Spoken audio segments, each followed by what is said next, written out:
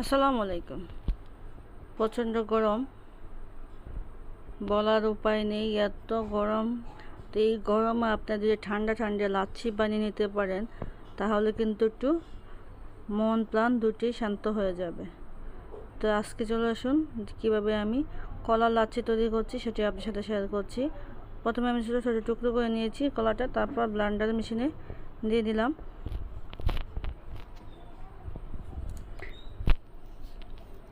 তারপর দিয়ে দিচ্ছি এখানে দই। এখানে আপনারা টক দই বা মিষ্টি দই দুটি ব্যবহার করতে পারবেন।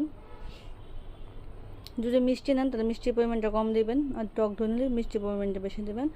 দিয়ে দিচ্ছি লেবু রস, আর দিয়ে দিচ্ছি গুঁড়া দুধ 2 চা চামচ পরিমাণ, আর চিনিটা আপনাদের স্বাদ মতো দেবেন, মিষ্টিটা। তারপর দিয়ে দিচ্ছি আইস।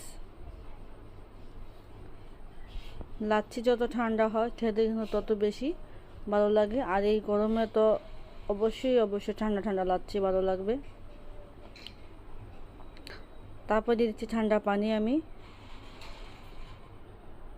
এখন এটা আমি ব্লেন্ডারে দিয়ে ব্লেন্ড করে নেব 30 সেকেন্ডের মতো।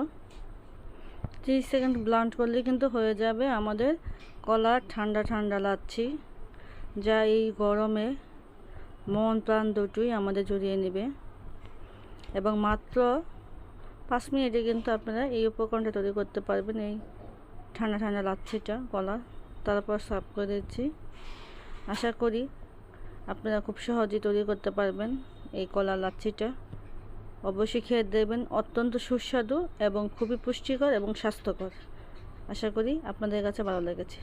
ভালো লাগলে অবশ্যই এটা লাইক দিন। ভালো থাকেন, সুস্থ থাকেন, আর গরমে বেশি বেশি করে পানি পান করুন, শরবত পান করুন, আর এরকম ঠান্ডা ঠান্ডা লাচ্ছি পান করুন। খুদা হাফেজ।